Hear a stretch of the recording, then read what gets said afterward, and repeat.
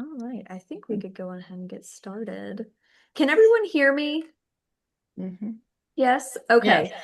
I am muted as it appears to everyone else, but if I unmute myself, then there will be a lot of echo between me and Sister Deborah. So I'm just going to keep myself muted. So you're hearing hearing me through her computer today. But I wanted to welcome everybody and thank you for joining us for our next installment of the Mercy Archive Speaker Series. So we are super excited to have Sister Deborah Watson with us today. And I will not talk for too long, but I just wanted to say thank you and welcome. And I will turn the floor over to her now and let her take it away.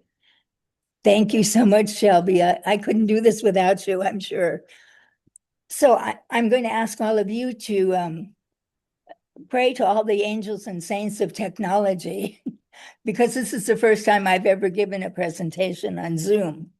So I'm a little nervous, but we'll see how it goes. As you know, I'm going to share with regard to my 40 years in Latin America. So it's a little hard to condense 40 years into a few minutes. But what I'm going to do is, first of all, share a little video that I made quite a few years ago, but it's kind of a reflective overview of a major portion of those years. And then I will say a little bit about each of the blocks. My life in Latin America has kind of been in four movements: Peru, Argentina, back to Peru, then Argentina. So I will do each section followed by a few photos to just give folks a flavor, and then go on to the next section. So let us start with the video.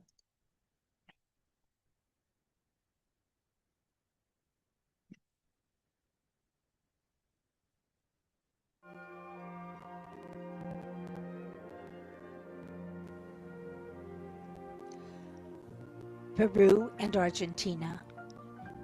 My journey from suburbia. Pale and slightly terrified, that August day in 1985, I checked out of Bay Area suburbia.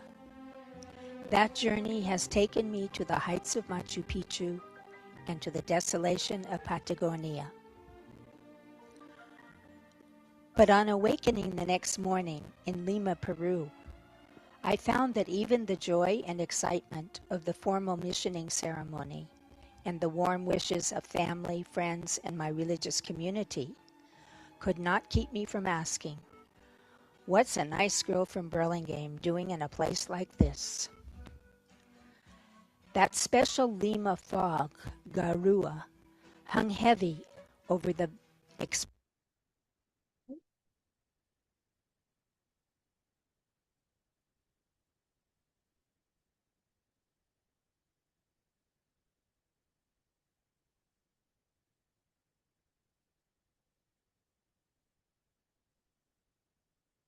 Difficulty.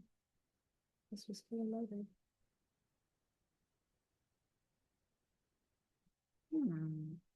Wi-Fi problems. Technical difficulty. Mm.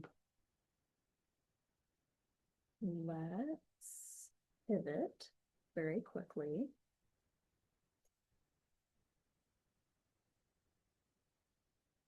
One moment. Sorry, you guys. Let's go.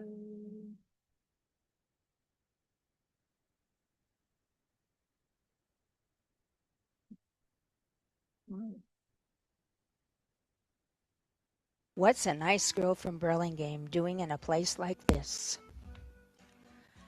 That special Lima fog, garua, hung heavy over the exploding city of then 5 million. The extreme poverty crawled up the barren mountainside. The sights and smells of an open market on the edge of the densely populated desert turned my stomach and almost made me take the next plane back to California. However, the flight into the Andes began to transform my experience and my life. My first view of the Peruvian Altiplano, altitude 12,500 feet, was an instant bonding with this desolate land and its people. Arriving in Puno felt like returning to my Irish roots. Low stone walls carefully marked ancestral plots of land. Shepherds watched their small flocks restlessly foraging for something tender enough to eat. Thatched huts spewed smoke into the evening twilight. I was taken back to the earth that was the ground of my Irish ancestors, and I was carried forward to embrace the Pachamama, Earth Mother of us all.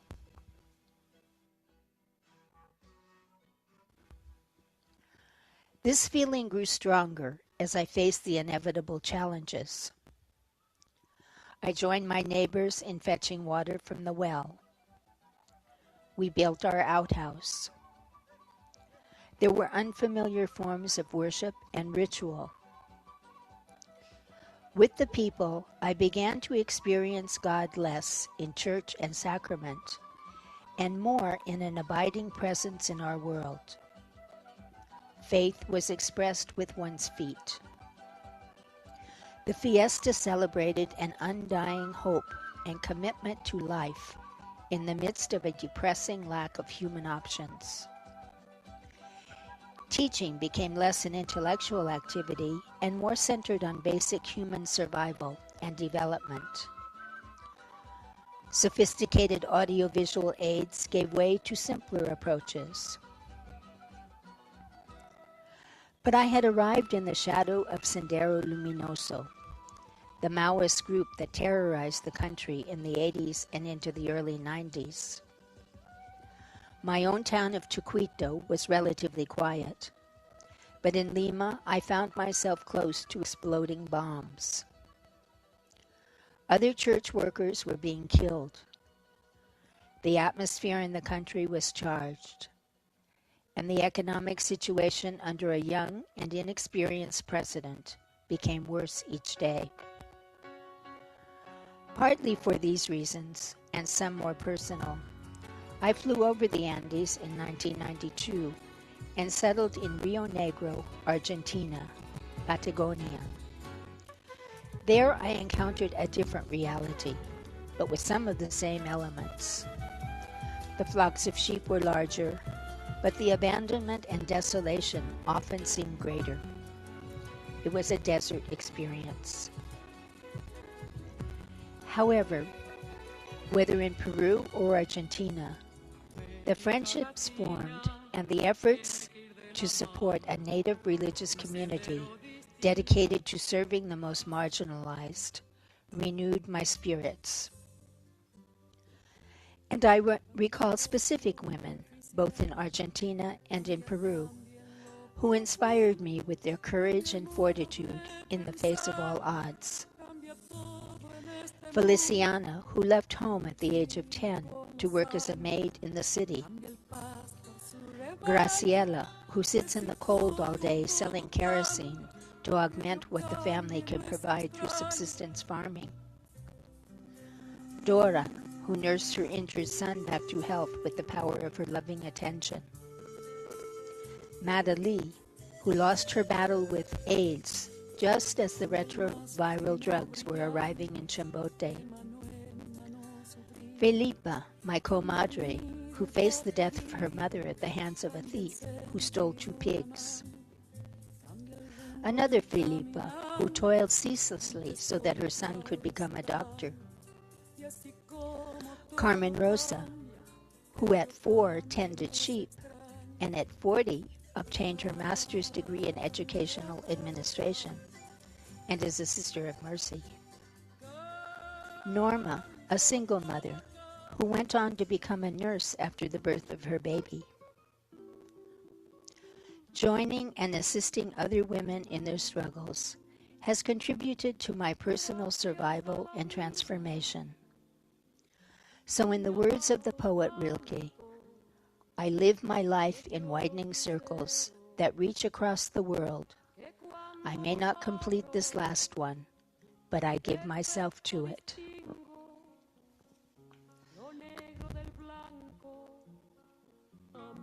gracias a la vida que me ha dado tanto, me ha dado el oír.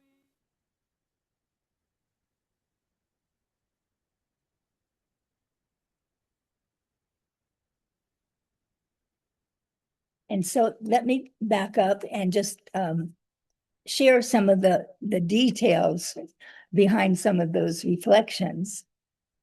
It was before 1985 when I got involved in social justice activities in San Mateo through the parish of St. Gregory's, and also began taking workshops in liberation theology, and was very, very influenced by the death of Saint Oscar Romero and the church women, the four church women killed in El Salvador. And I think some kind of a reflective, contemplative experience really led me to want to ask to go to our mission in Peru. And so it was in 1985 that I began that process. First of all, doing the Marino orientation process and their enculturation process, and arriving for the LAC meeting. Well, first of all, I went to language school in Cochabamba. And then in January of 86, I arrived to stay permanently in Peru. And it was the 1986 LAC, or Latin American and Caribbean Conference meeting in Lima that year. And it was taking place in the shadow of Sendero Luminoso, as the video referred to. This was a time when the government, the armed forces of the government, and two terrorist groups, Sendero Luminoso and Tupac Amaru, were in a tremendous civil war in which they say up to 60,000 people may have died or disappeared. In the shadow of that, I began my ministry, and the Sisters of Mercy in Latin America were meeting at that time. And it was an incredible conference because it involved sisters that were ministering in Colombia, Brazil, Belize, Panama, Honduras, Guatemala, Guyana, Peru, Chile, Argentina, Jamaica, Nicaragua, and the Bahamas. And they were from a variety of a number of Mercy congregations. At that time, the different congregations of the United States, plus Ireland, Australia, New Zealand, Newfoundland, England, etc. So it was a very inspirational gathering. Those of us from Puno were called away from that meeting. And so I began my ministry in Puno with the death of the bishop there, who had been killed in an accident. At the time, it was suspected that it was foul play. In the end, it turned out that it wasn't. But it was in that atmosphere that I began my time in Puno. And with Sisters Barbara Kavanaugh, Marianne Clifford, and Lourdes Thusen, we were trying to form a community, a real community in Puno, Peru, even though we didn't live together. We all ministered separately. Marianne was working in the seminary. Barbara Kavanaugh was then in the house, the big house in Ankara, but was very connected to healthcare and especially work with women. And Lourdes lived in the Campo and also did a lot of development work with the campesinos that were her neighbors. The first months in Puno were very much dedicated to getting ourselves set up physically, and I'll say more about that when I show some photos later on. I was living with Martha Larson, who at that time was a Mercy, but a Mary Noll associate, and with Haruko Adoy, who was Marino's sister. And that really points to the fact that all of us were collaborating with Marino very, very extensively in Latin America at that time. And with Martha, we were part of the Holy Cross Fathers team in the parish, and we're involved in catechetics and liturgy and prelature projects to improve the lives of the people. And it was during this time that I started a group of girls that we call the Contutas. They needed money for their school supplies, and they knew how to knit. And they knew how to knit the little finger puppets that maybe some of you have seen around. And so that became the carrot, as it were, the marketing and of their goods to attract them to this group that would be the opportunity to do some empowerment of women and development of their talents as young women. These years were incredibly challenging on so many levels, but what affected me most deeply was the shift in my spirituality, as you already heard in the video. I'm skipping some of this because we're going to run out of time. So let me go now to the photos. That's a little overview of the time in Puno, and I'll share a few photos now, some of which you've already seen in the video.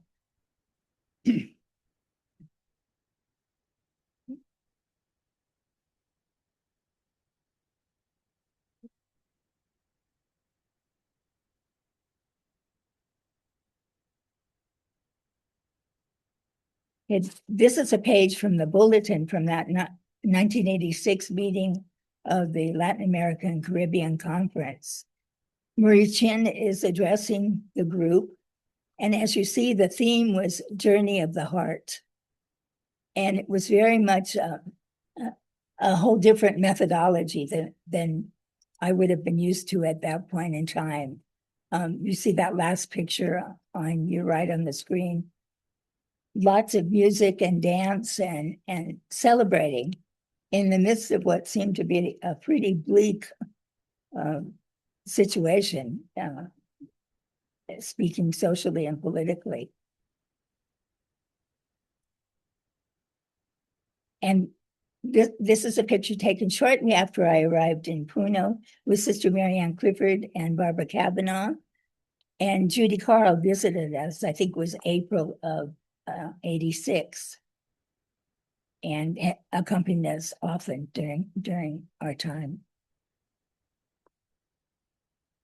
As I said, the first few months were dedicated to getting ourselves settled with Martha Larson. This was our house on the edge of Chucuito in the little campesino community of Chinchera. And I was learning how to live without running water and without electricity. And this was the well, which was down a hill from our house. So you see the bucket on the bottom of your screen. We carried the water up for all our washing, etc. And we had to construct an outhouse. In those days, no one had even latrines. So we had a very fancy outhouse with plants that even grew to be very beautiful. And what Martha and I were involved in was a lot of community projects. This was a vegetable garden project. Once people began to get some running water, raising vegetables was an option. So we were involved in teaching them how to plant and how to use their crops. And we also did teaching at various levels. Here, this is a group of young girls in a teaching situation, and notice the battery-powered TV in the background. And it was in the early 90s that we formed the group of Cantutas. And this is a photo of the very first gathering of those girls. And you see that they're teenage girls. And Sister Celeste Marie was accompanying, visiting us in that time. And they were called the Cantutas for this beautiful flower of the Altiplano of Peru and Bolivia.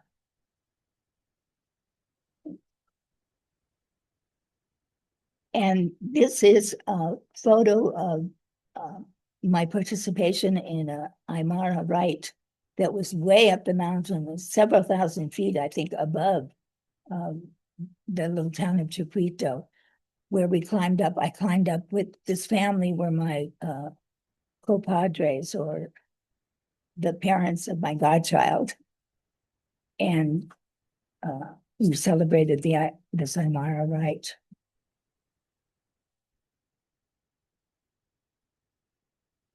And at that time, and still, the faith of the people is very syncretic, a combination of their ancient ancestral faith and belief in a world inhabited by spirits all over.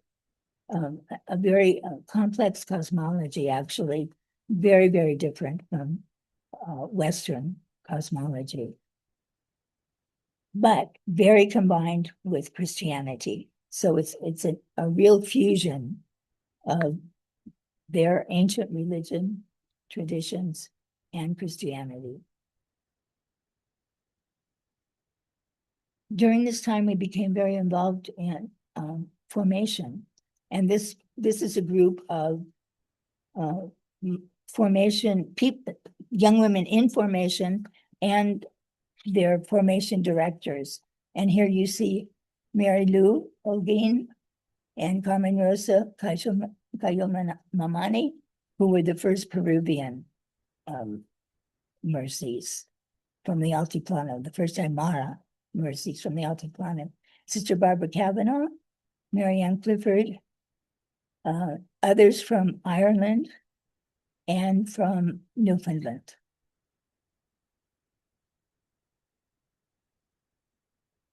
And in 1992, just before I left Peru that first time, we had the reception of Carmen Rosa Cayo Mamani as our first Aymara Peruvian novice.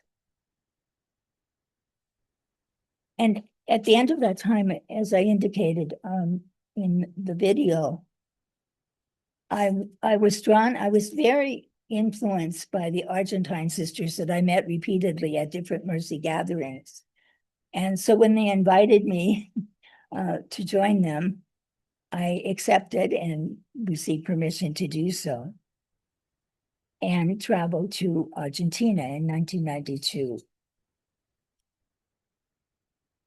And I'm going to, let's just skip to the photos for this. So see, time is running short.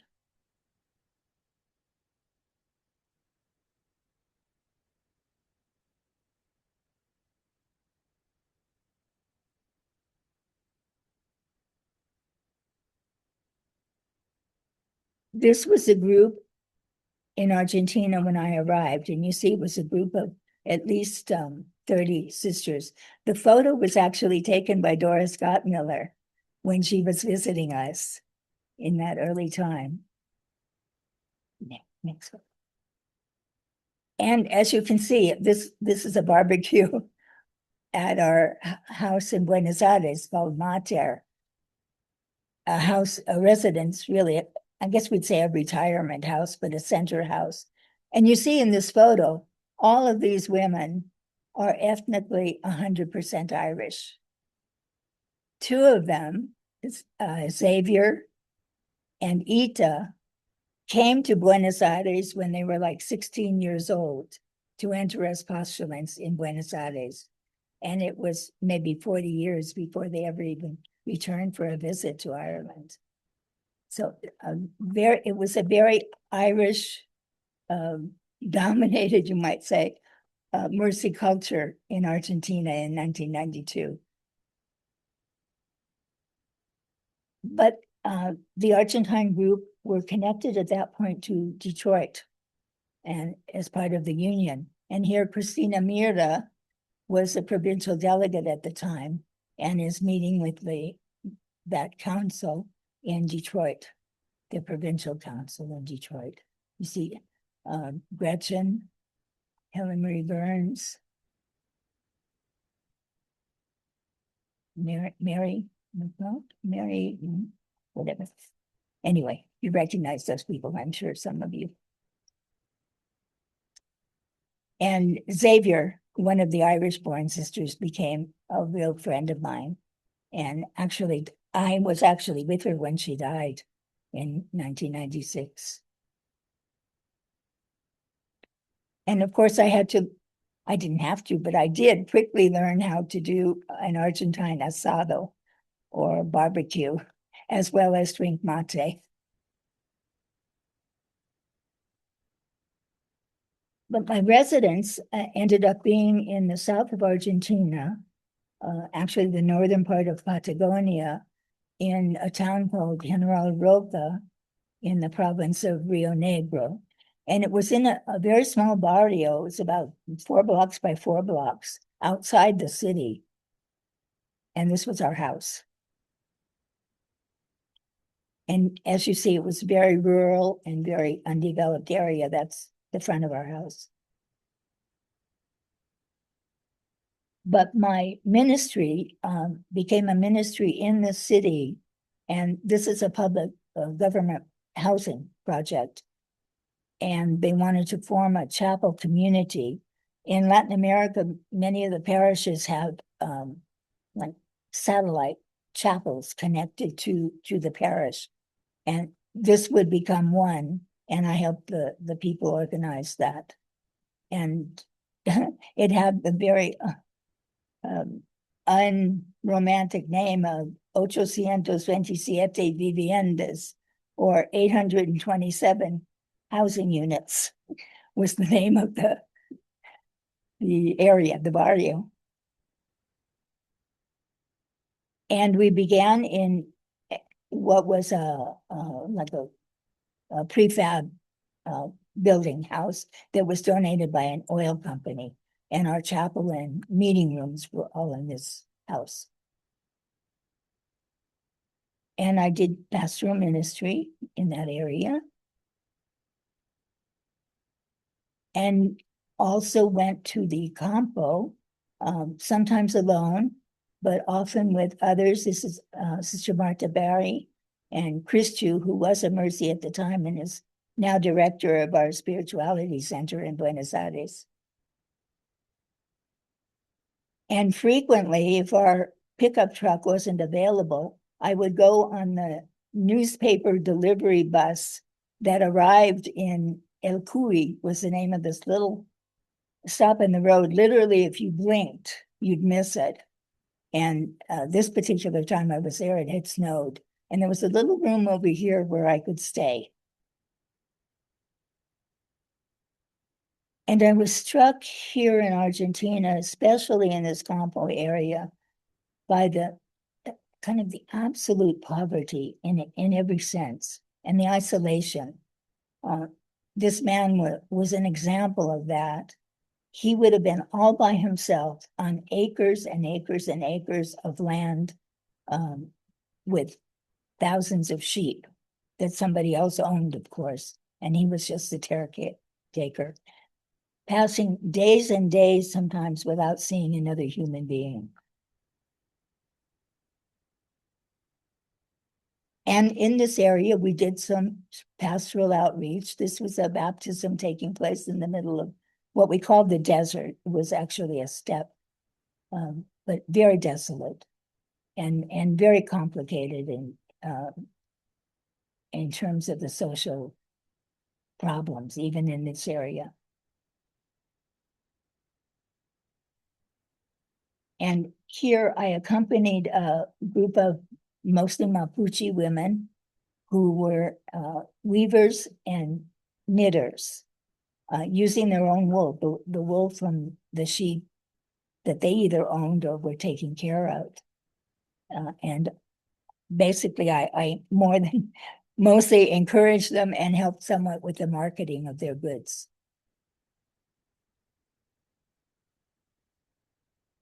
And so let's skip to the next. After the time in Argentina, I had some sabbatical time. And during that time, I was asked by the community in Burlingame if I would return to Peru. And I happily said yes. So I returned to Puno and I continue to work with women. This happens to be a group of young girls who were interested in religious life. Carmen Rosa was meeting with us also, and we met quite regularly. And I continued working with the Contutas, that women's knitting group, who had now grown to about 100 women. And it wasn't just teenage girls anymore. There were 3 groups: teenagers or even younger children, young adults, mothers, and older women, older mothers.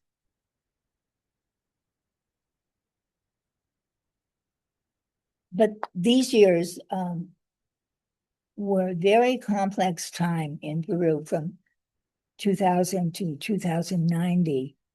There were so many strands of this weaving that was taking place. Besides ministry involvements, we were very involved in leadership endeavors in Peru and trying to bring together the 3 groups of US connected mercies.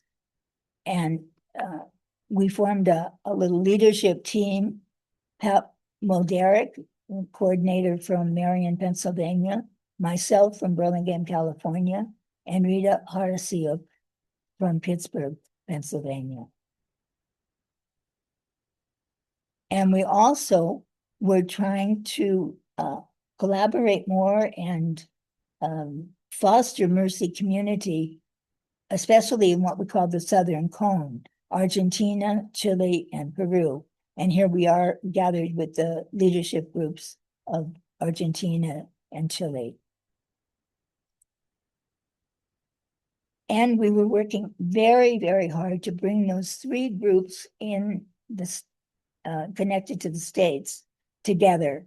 And we had many, many activities.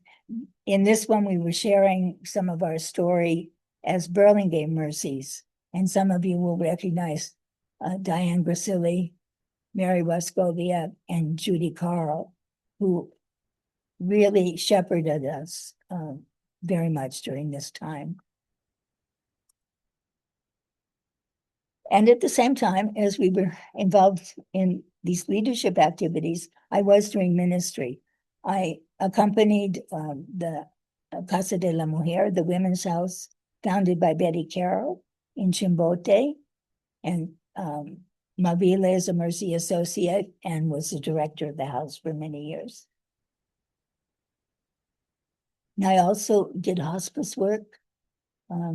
And this was one of the women that I visited, and you see the utter poverty of the area. By 2008, we were forming CASA, and this is a photo of our first CASA assembly in Buenos Aires in 2008. And back to Chimbote.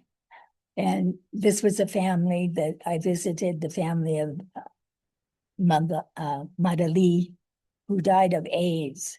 And she died just, again, I think the video mentioned it, very shortly after she had access to the AIDS medication, but it was too late for her. And they lived in dire poverty. And I also accompanied a group of women that were part of the Clean Water Project that Sister Mary Louise Nash from Pittsburgh had started in Chimbote. And we went to the prison to teach the use of clean water, which they didn't really have in the prison, and went to various schools, etc. teaching people how to treat their water so it would be safe.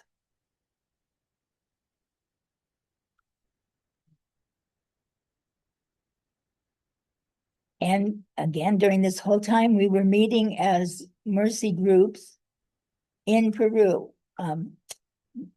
There had been quite a bit of resentment among some of the other groups when the energy in forming the Institute in 1991 took away from the energy that was going into forming something in Latin America among all the groups in Latin America.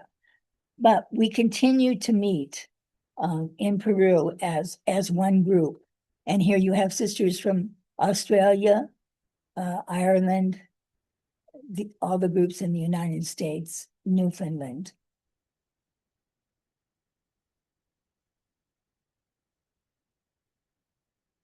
And again, we would meet to analyze and to reflect on the national reality and to share our ways of ministering in that context.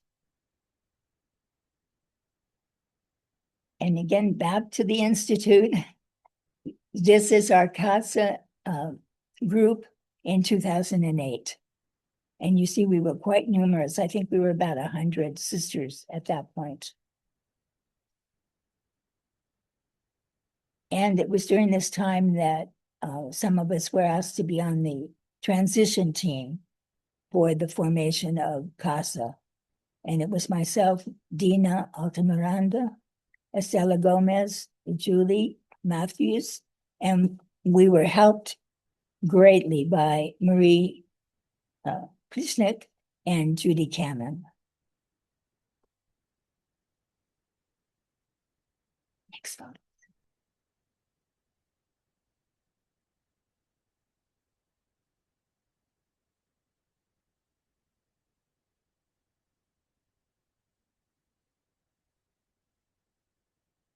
And after the election of a team for CASA and a team for Peru, I felt free to accept the invitation of Estela Gomez to join her in the northern part of Argentina, where she was ministering alone.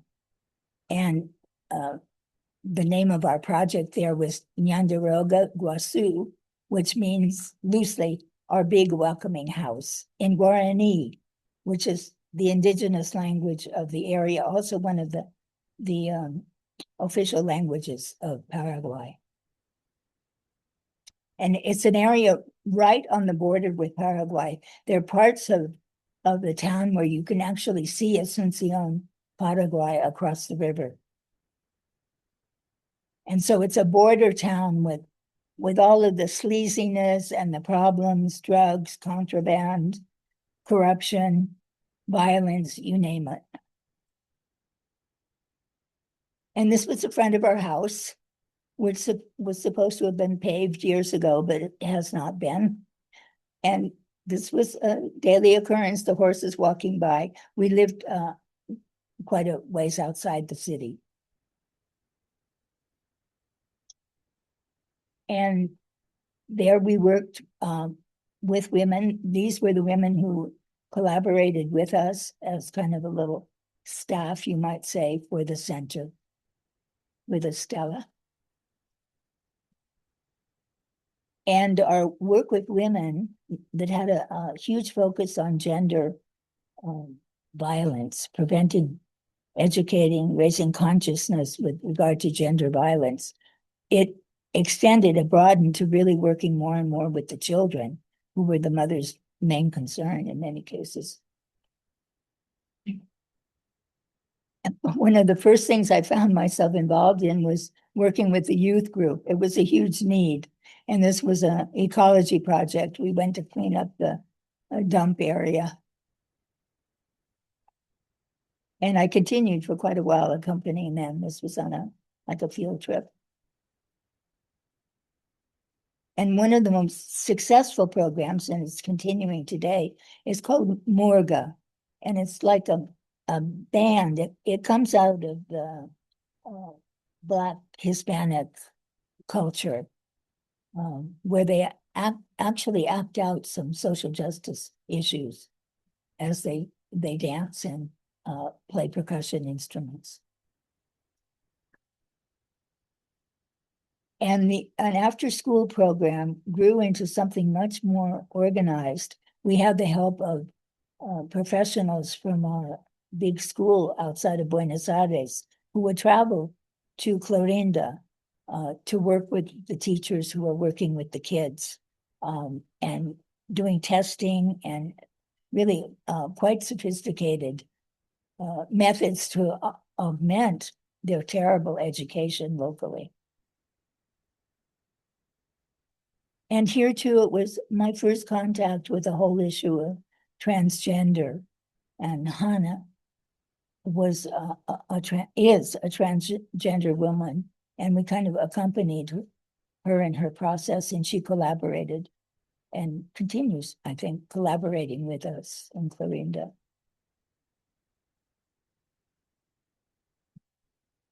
And as CASA, we continue to meet every 2 years. We have gathered, and this was one of the meetings, I think 2017 in Lima, Peru. And it includes not just sisters now, but associates also.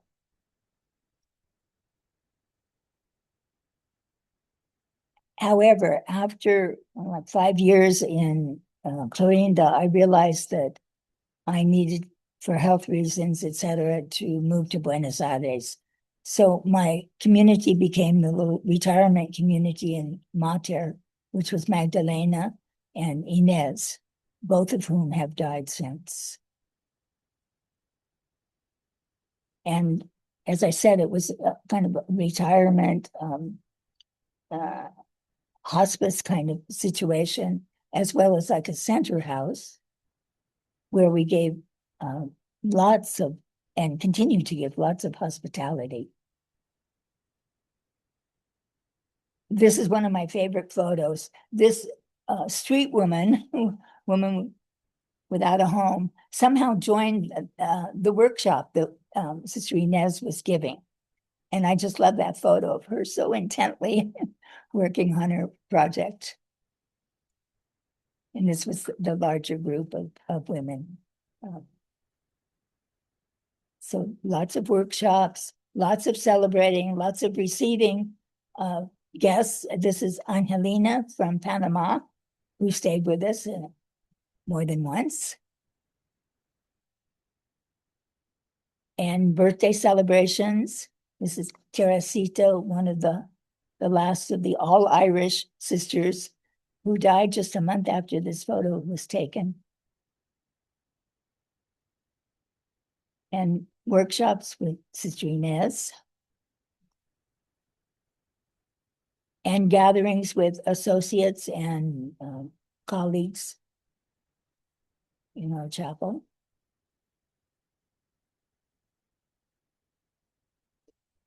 And celebrating feast days.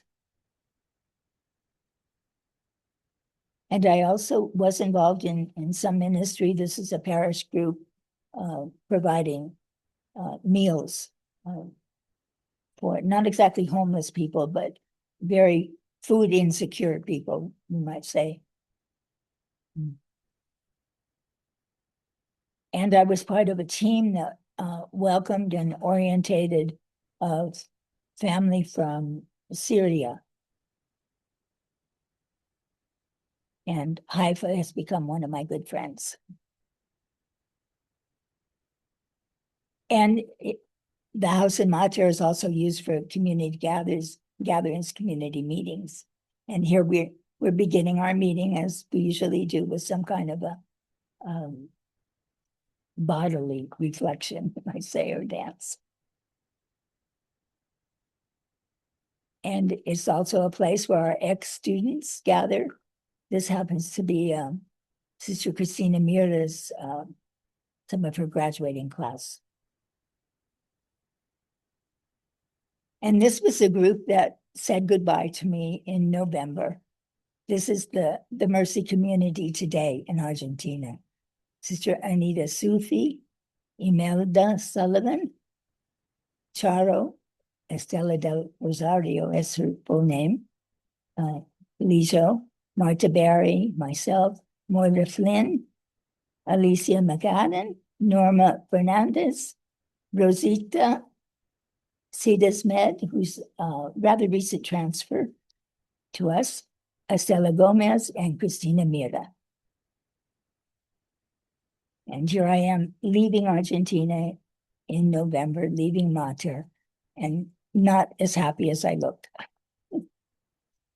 So that is a quick whirlwind tour through my 40 years in Latin America. And I would open it to any questions you might have. I know I just touched on so many things.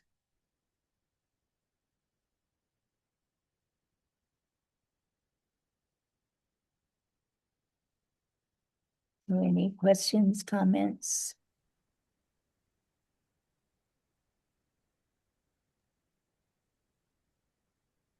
Pauline? Yeah, Deborah, what is the main ministry now in Argentina that the Mercy Sisters are presently involved with? Well, one huge ministry is our school outside of Buenos Aires. It's a basic middle class school, but they do a tremendous amount of pastoral outreach. There are about 800 students from preschool through high school. And then secondly, it would be a lot of advocacy for the poor, both personal accompaniment, marching in the street, participating in groups that are looking at the situation and trying to figure out alternatives. A big emphasis every place we are on that whole issue of gender violence. Educating people and accompanying women who are involved in domestic violence. That's about it. A lot of social justice work.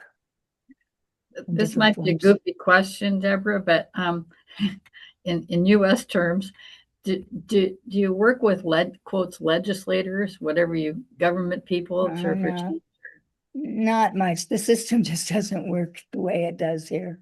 Yeah, they're not even the avenues to really do that. Mm-hmm. You know, it's very challenging. Yeah, you know, it's a pretty corrupt system, which we're seeing more of here. mm-hmm. Right. Patsy, Would you comment? you're muted, I think. You're muted. Yeah. Would you comment? I know you could probably spend an hour, but just a little bit on the economic situation in Argentina and how it might affect your work, the ministry there. It's terrible. I think the way it would affect the ministry is trying to help people to deal with their situation.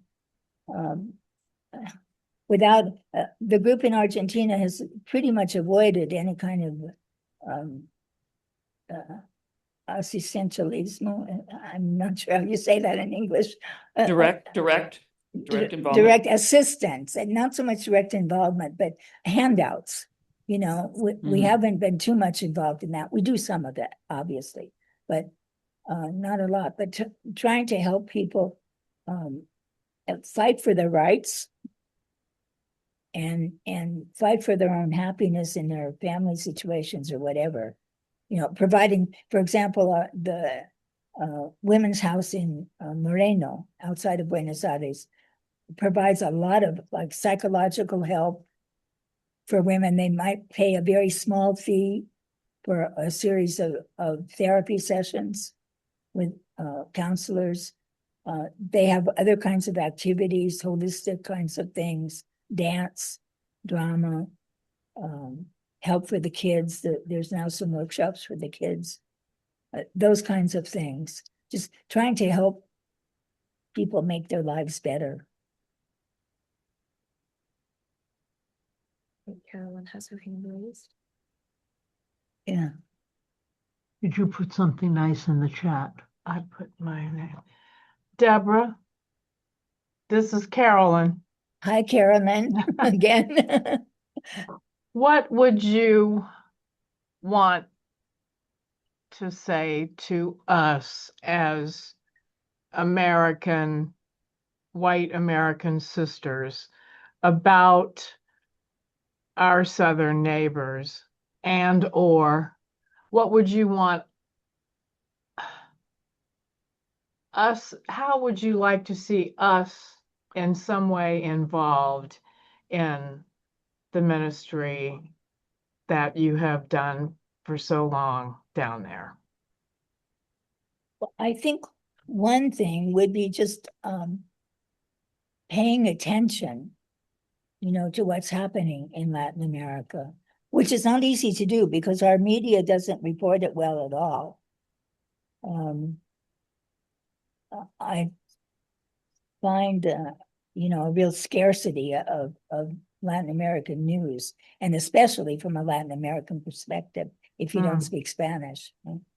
I'm trying to think of what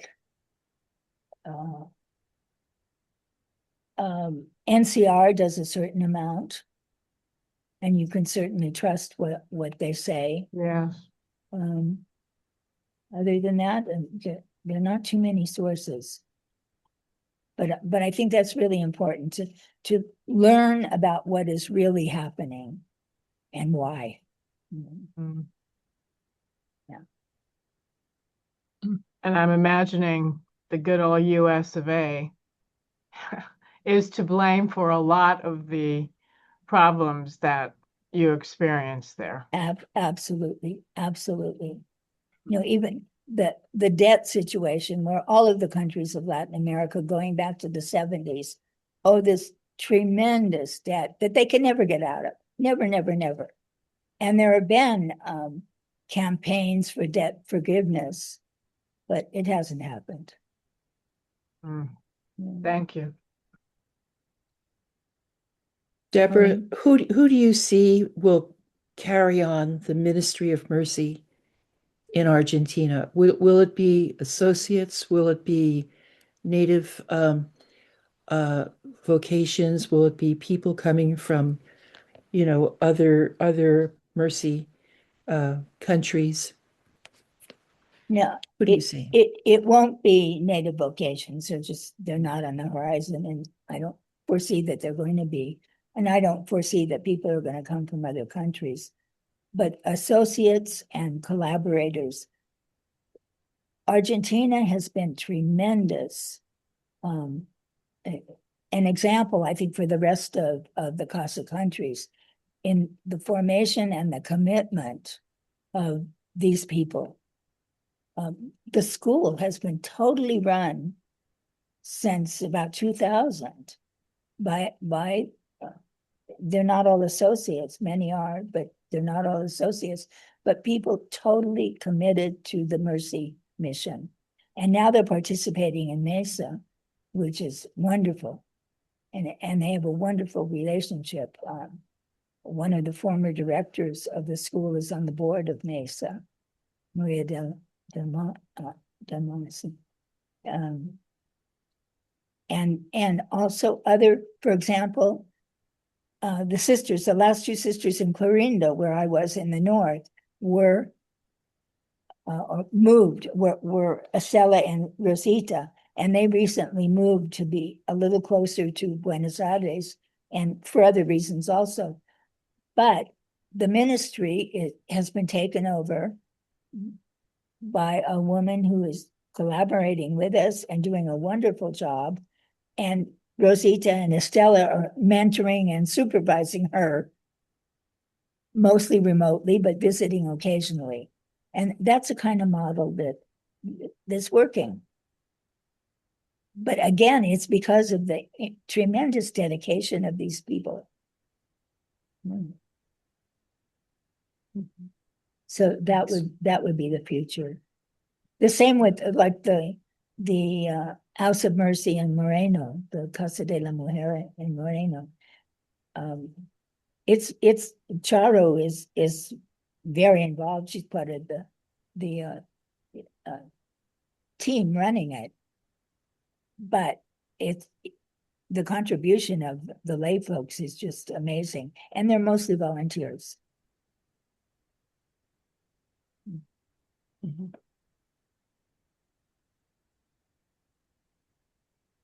Anyone else?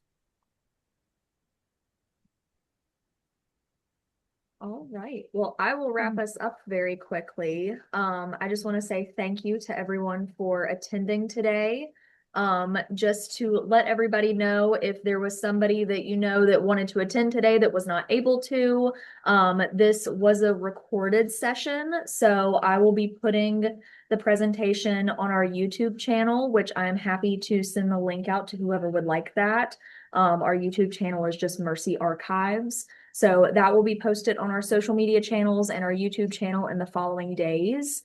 And then just to plug our next speaker series, we are going to have Sister Patricia Talone speak with us on May 13th, which that will also be shared on our social media channels, like our Facebook, our Instagram, as well as in Mercy Now, for those of you who receive Mercy Now. So stay tuned for our next speaker series, but thank you again to Sister Deborah for her time today, and it was a wonderful presentation, and I wish you all a wonderful afternoon. And thank you to each of you. And I'll see some of you soon. Yeah. Bye-bye.